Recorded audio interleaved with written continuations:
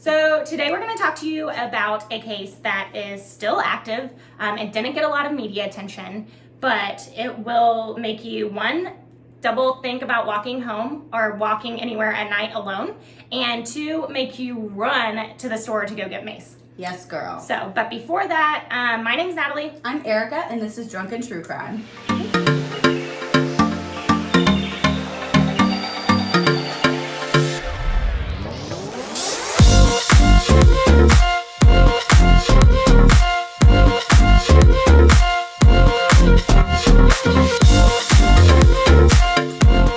For those of you that are returning, thank you for coming back. For those of you that are new, Thank you. welcome to the shit show that is us. Before we get into it though, we do have a few disclaimers. We're gonna go through them fast though, because hopefully the majority of you guys already know them. So 1, we cuss a lot. 2, we're gonna be drinking while we do this.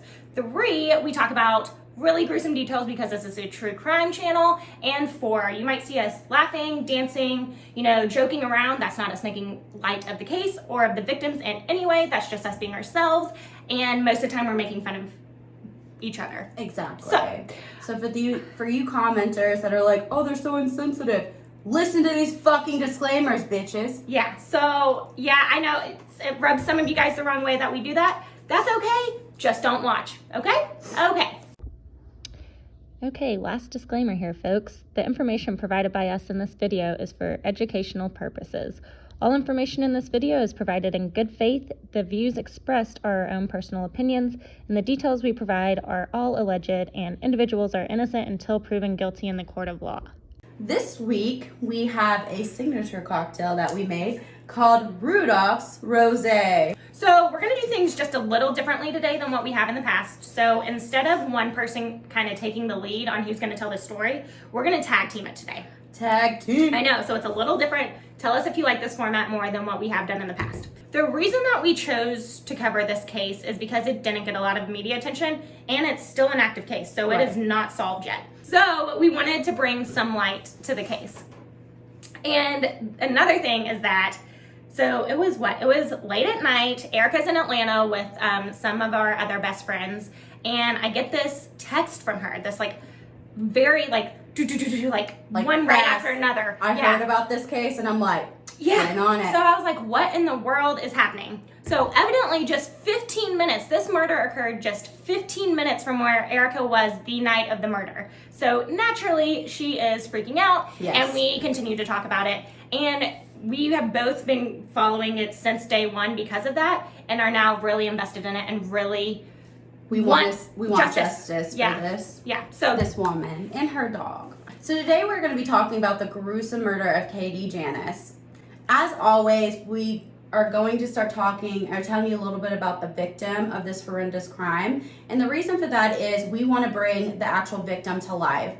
And sometimes when people are on podcasts or doing YouTube like we are, they kind of miss sight and kind of disconnect from the victim themselves, and it's more of a celebrity or like a figure, more than an actual person that lived a life, was loved by loved ones, who loved loved ones, and was a real person. Yeah, we basically try to humanize them, because sometimes when you're listening, to Erika's point, to a podcast or a YouTube channel, it's hard. Sometimes you forget that these were real people that lived real lives, that had people who loved them dearly.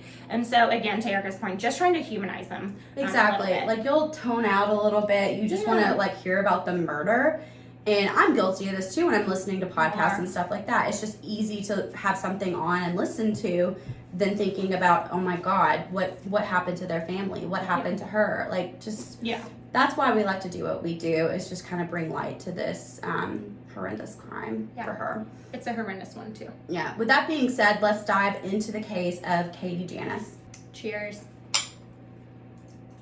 So Katie was a 40-year-old woman who lived in Atlanta, Georgia. She had been living with her life partner for 7 years, Emma Clark, and they were super close. So she was a bar manager at Whole World Improv Theater, and she loved music. So she was a great artist. She actually taught herself how to play the guitar, and actually, which is very impressive. Yes, and then taught other people how to play the guitar for free. Coming from someone that actually tried to learn guitar, and I could never wrap my pinky around the guitar, she taught herself. Yeah, it is really really impressive. You know, if you hear friends or family talk about her, you know, she was just a really caring person, right? She was very invested in her hobbies and the things that she loved. And she was very invested and very loyal with her friends and family. She was also a huge animal lover. So her and Emma actually had 3 dogs together. And she's like Erika, like could not pass up a stray dog for the life of her. Like, My dogs might make a cameo in some of this. They probably will. Another unique thing that really resonated with us about Katie is that she was a true crime fan. And so obviously we can relate to that. Exactly. And what was her favorite YouTube channel to listen to? Her podcast? Drunken. Of course. Just joking, 100% just joking. Her favorite podcast was My Favorite Murder, though, which is an awesome podcast if you haven't listened to it. Right. So, kind of her routine is that she would walk her dog Bowie. So it's a little pit bull, and this was kind of their routine. She would walk him and, you know, sometimes the other dogs together, and she would listen to her true crime podcast. That's where she caught up on them. Which wouldn't be my cup of tea late at night. I would be scared shitless. I do it all the time, especially like if I run like really early in the morning when the sun isn't up. Yeah, the sun isn't up. I'll listen to true crime. It keeps me alert, like on edge the entire time. Makes me run faster. Any movement, I'd be like people would think I was probably psychotic if I did this. I run in the middle of the street. Because it gives you just a split. My husband thinks I'm crazy for doing this. I run in the middle of the street. I concur with David. But, well, okay, hear me out. The neighborhood is, like, there's not that many cars, so, like, it's safe and they all drive slow. But it gives you just a split second if someone jumps out from a tree or a bush. It gives you a split second to react and scream and run. Well, that's all I'm saying. Yeah, okay. I'm trying to think of the scene with you running in the middle of the street and they're like, ah! Hopefully that never happens, so you'll never actually get to see what that's like. I'm doing that. Oh my god, I will have a heart attack. Okay. What time do you go run? Fuck off.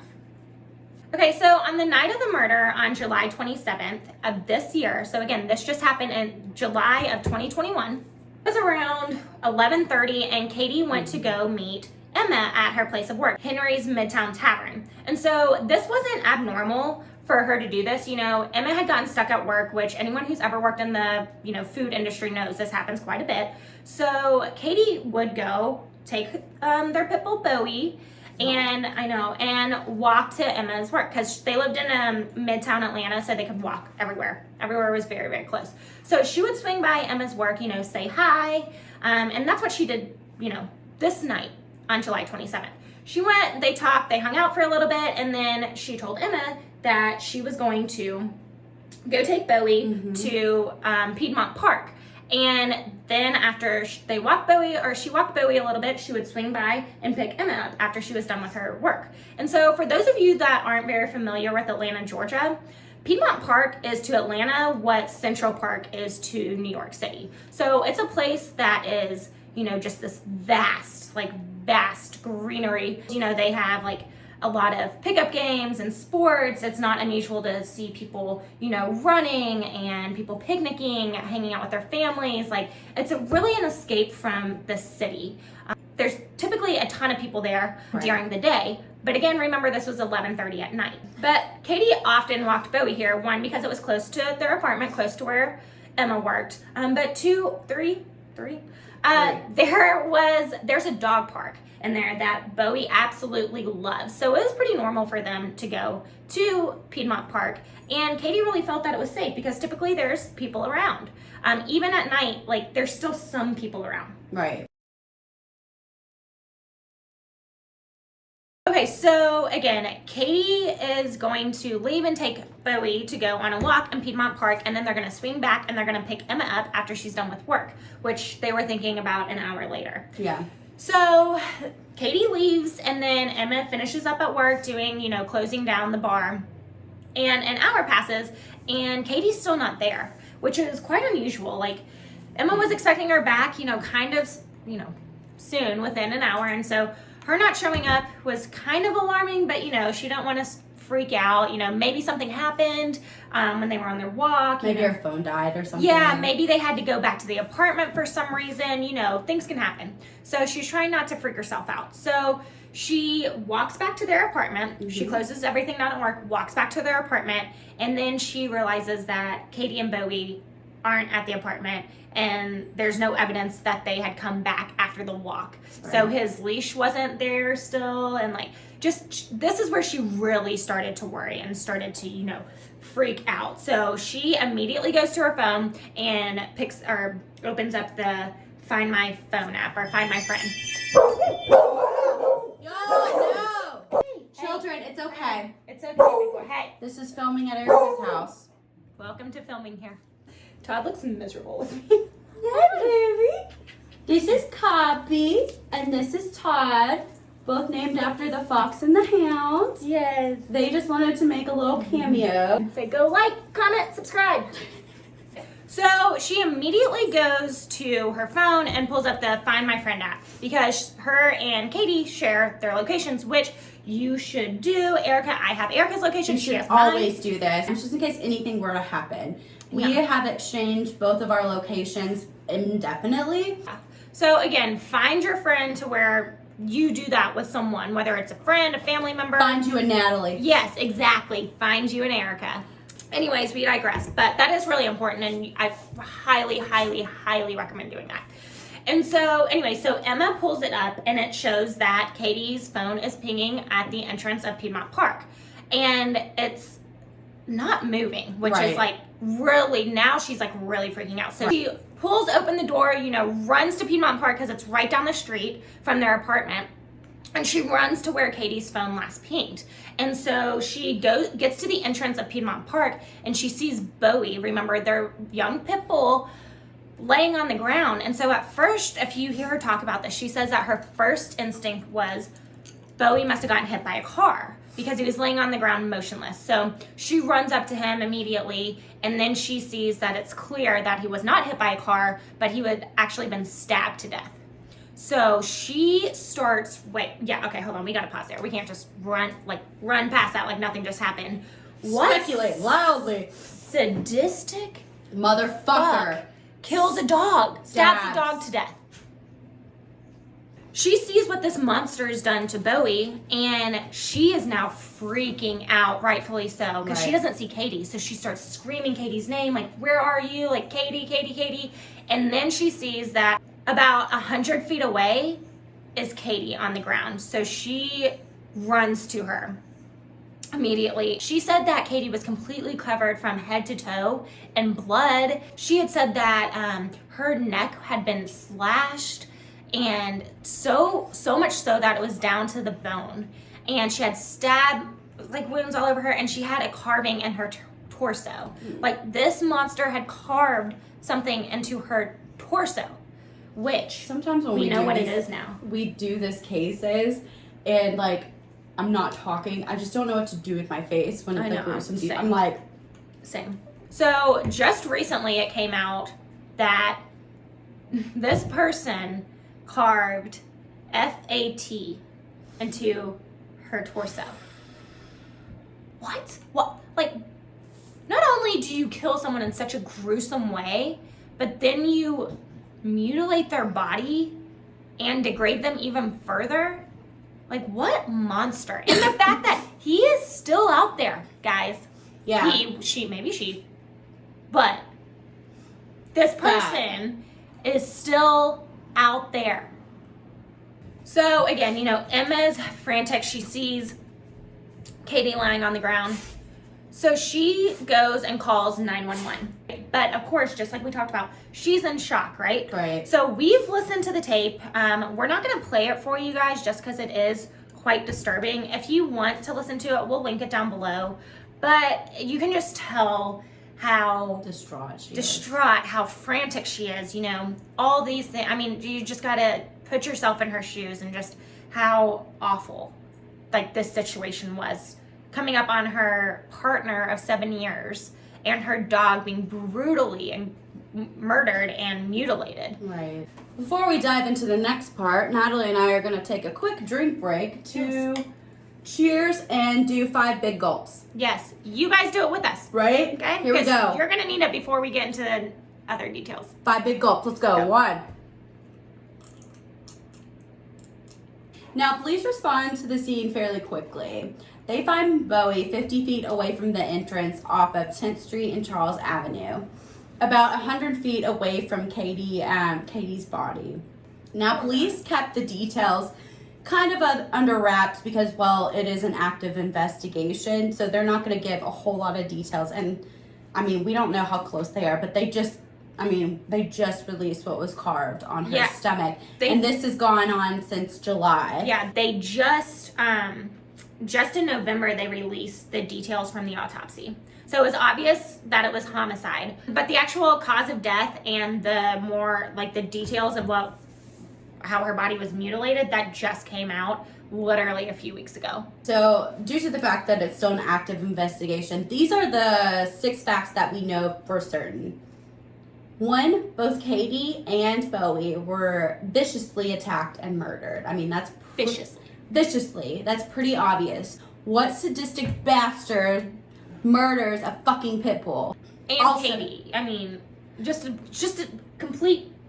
I said Bowie because I have 3 dogs, kind of like she did, and my mind is just like, if someone fucking did this to any of my dogs, I would go out and hunt them, kind of like John Wicker. I would John Wicker their fucking ass. John Wick? Wick. I would John Wick their fucking ass. Oh my gosh, can we just take a second to make fun of Erika for that? You know what? Go fuck yourself. But I think people can relate that the dog, like, sometimes we get desensitized to these true crime cases. Humans. Yeah, which is terrible. But the fact that it's a fucking dog. The second fact that we know is Bowie clearly tried to defend Katie. There was also remnants of his hair and DNA found in his fur. So this sweet boy was a hero to Katie and tried to defend her till his last breath. Yeah, so he had the attacker's DNA on his fur. Yes. The third fact is both Katie and Bowie had been stabbed to death. So the fourth fact is that robbery was obviously not the main motive because her phone, her keys, and her $200 headphones were left on her. Yeah. We already went over this fact, but fact number 5 is that Katie was brutally stabbed to death. The killer actually slit her throat deep enough to the bone. The killer carved on her stomach FAT just to, humiliate her more. Yeah. The other fucked up fact and the last fact that I'm going to go over is that the killer did not flee the scene right away. Oh, yeah. This motherfucker stayed. And there's evidence to tell that he or she stayed around the murder scene. If you're in Piedmont Park, like Natalie said before, it's a heavily trafficked area. Even at night, because you do have homeless people, you do have people that are running around and meeting up. Like, girlfriends are meeting up to, do shit, even at midnight. So, it's still a heavily trafficked area. And this motherfucker didn't flee. He stayed. Yes. Just when you thought it couldn't get any worse. Which makes me think that it's personal. I agree. Or he was stalking her. Yes. So that's what I mean by personal. Yeah. Because I think he obviously had an obsession enough to stalk this woman. Well, I don't know. I don't necessarily think that he stalked Katie. I think he had a fantasy that he wanted to play out, and he could do that. Katie was there for him to play this fantasy out. I think from what we know right now, my opinion is that the fantasy is what he was obsessed with, and he just needed some random person to fill that fantasy. Okay, what would have happened if she didn't someone didn't fit that particular profile fantasy that he was wanting? Do you think he would have just murdered someone else? Yeah, I do. If she wasn't there, I think and she wasn't alone, I think he would have. I don't know.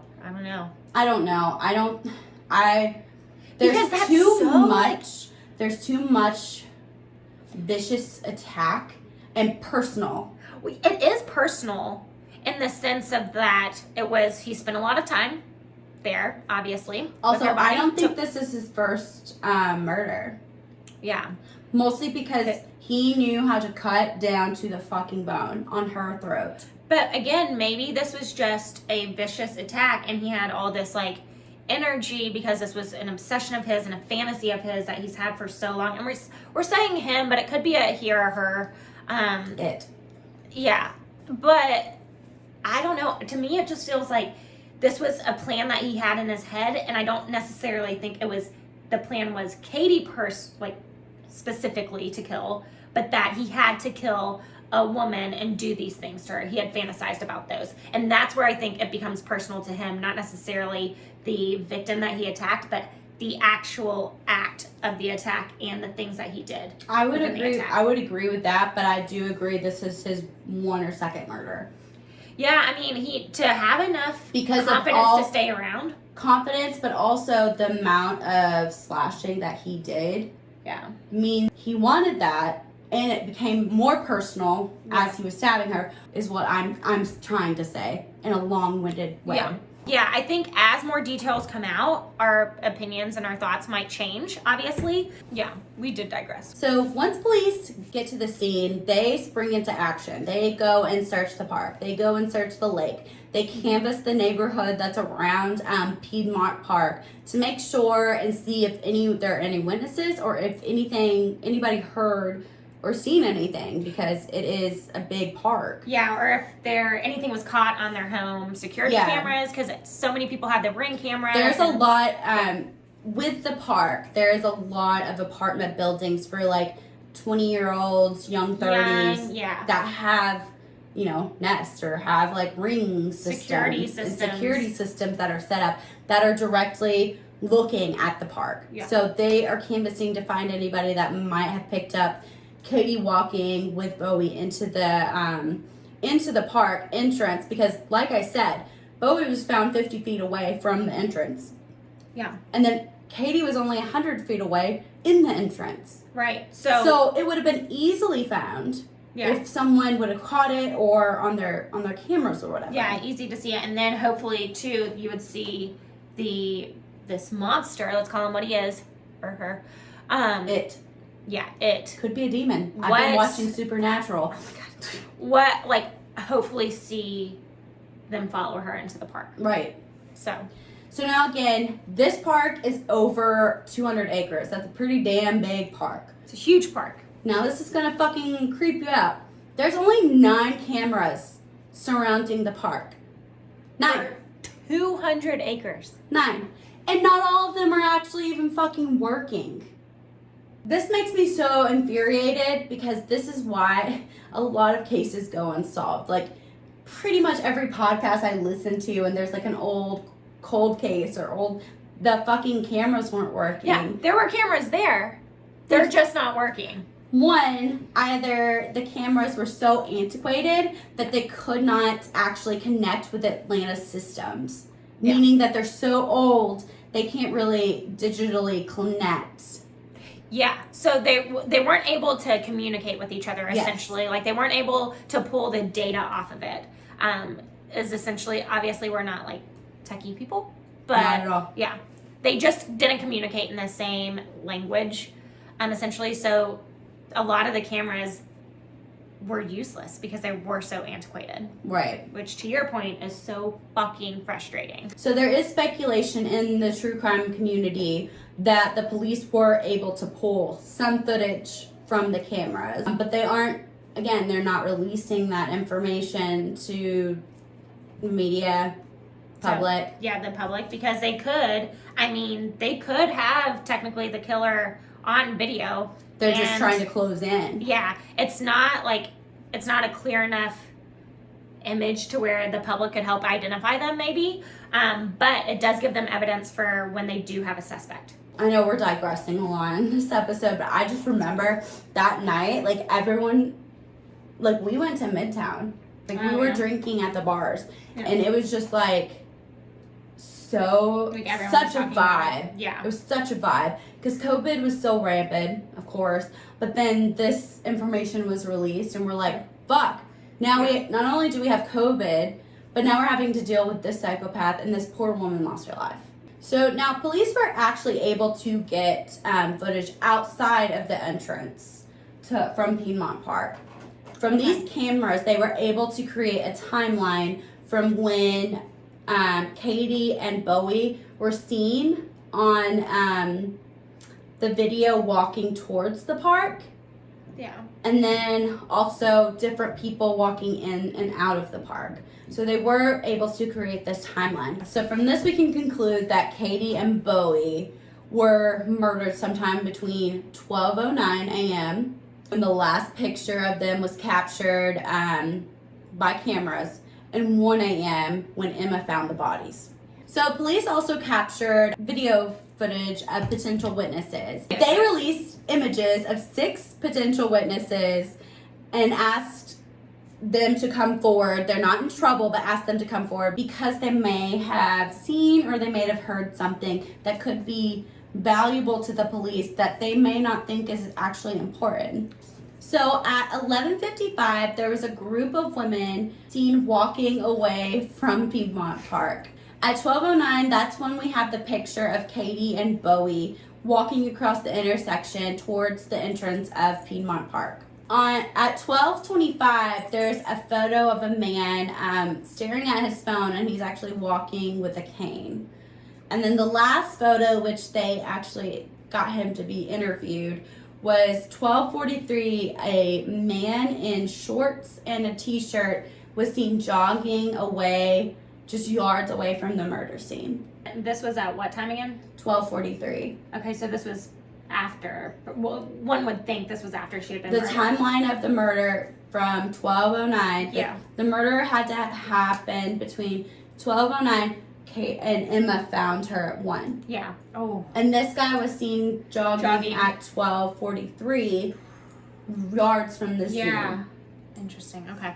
So I don't know if he was like had headphones in Just not paying attention. or not paying attention, and I mean, it's Atlanta, so. it could have been he thought like someone was just fighting. Like, Yeah.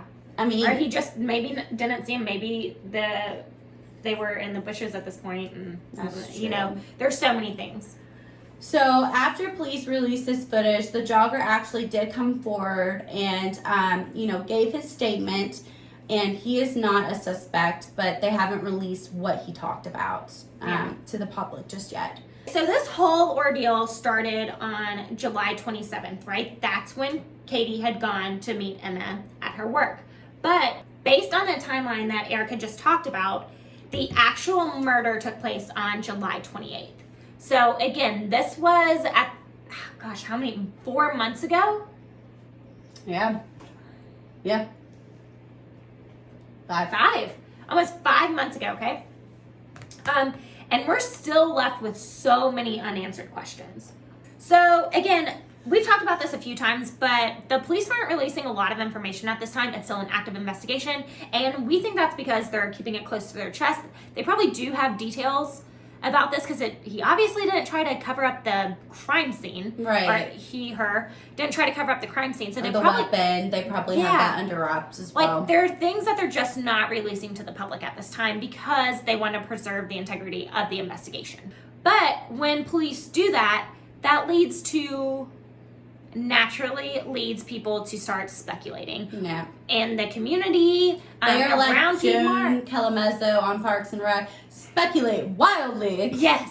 Like the true crime community is speculating, and that's just a nature of not having many details about the case. Right. So Everyone is an armchair detective at this point. yeah, and it's really hard not to speculate when you find out that just 5 hours later, 20 minutes down the road, another woman alone by herself in a park was murdered. Right. In Atlanta, again, 20 minutes down the road.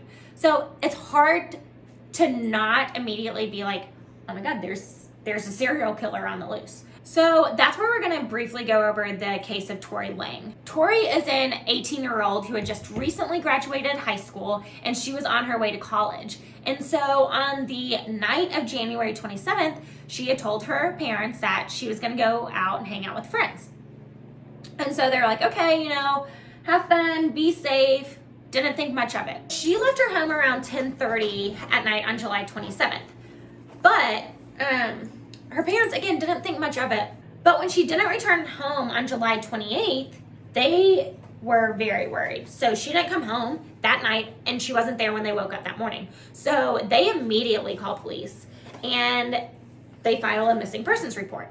And so, again, the police spring to action. By 6 a.m. on July 28th, they had found her body. So just 5-6 hours later from when Katie's body was found, Right. Tori's body was found in Yellow River Park, again, out in the open, just like Katie's was, underneath a tree. Was she carved? She was not carved. But again, just when this is first breaking, it's 5 hours later, 20 minutes down the road, like, you have to at least investigate that Right. it could potentially be connected. And that's exactly what the police did. They did investigate it. Of course, people are going to start speculating. They're going to start making that connection. But police did investigate it, and they determined that it was not the same person. It was not the same killer, and I have to agree with them on this one. And there's a few reasons why. Katie and Tori were killed in 2 different ways. So Katie was stabbed to death. Tori was shot in the head. So it's very unusual for a murderer to kill in 2 different ways. Not saying that that doesn't Unless they're happen. starting out and trying to figure out what they like. Yeah, figure out their MO. That's true. But again, it's pretty rare.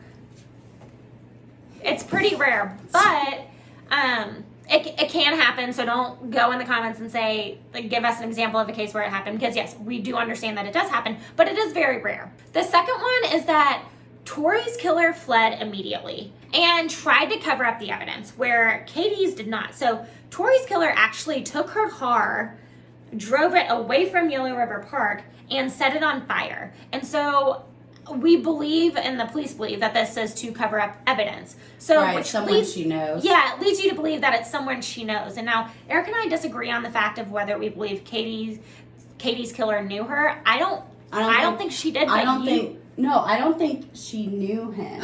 Yeah, but he knew her. He was stalking her. Yeah.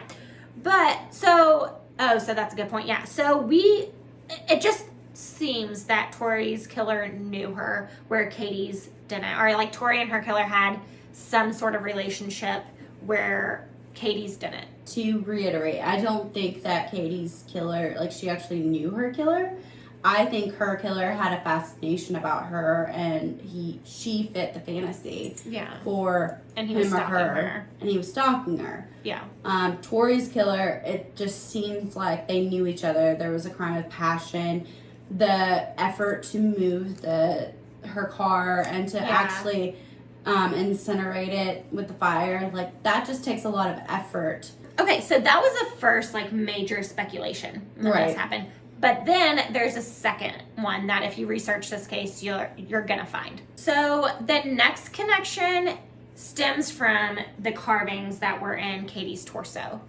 And this takes us back to a case in Atlanta, in a park, but it was 20 years earlier. So again, this female was found in Atlanta, out in the open, with carvings on her body. So the killer had carved a V into her forehead, so it is different locations on the body, but still carving letters into the body. So they had carved a V on her forehead, and her name was Valerie, so presumably it is for her name. Now that we've learned that the FAT was carved on her, I feel like that's too big of a stretch to put these 2 murders together. Yeah. And that would be a hell of a cooling off period. Yeah. Well, and so going back to that, though, is there is someone that is in prison who was tried and convicted of Valerie's murder. So for this to be true, that it's the same killer, either they got it wrong 20 years ago and that person has been sitting in prison wrongfully convicted, or these are 2 different killers. To your point, we both believe it's 2 different killers. So all in all, I think that Emma's dad said it best, that there's a monster running loose in Atlanta. Yeah. To this day. So, guys, please share this case. Again, this is unsolved. Yeah, So please bring this case back to light because we want justice for Bowie and Katie. yeah, this monster is still roaming around. And I don't want another woman and dog to have to go through this. No, or a family or friends. And I mean, this tragedy should just never happen again. It shouldn't have happened in the first place. But help us share this. Help us get Katie's story out. Bring her story to media. Again, it didn't get like national media. It got attention. national media, but for like a week. Yeah, for a week. And then, yeah, so let's bring it back. Let's get her justice. And guys, be a bitch. Stay alive. Cheers.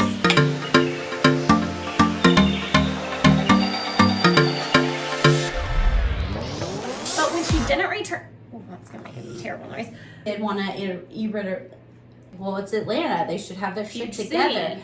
Tastes like college. Okay. What kind of fancy ass college did you go to? Okay, he's so happy. Okay, so Where were we? Oh, is this yours? I don't know. Oh well, doesn't matter. Okay. Welcome to filming at Erika's house, where all your nightmares come true. Hey. And all your dreams go to die. Now, police are shut up.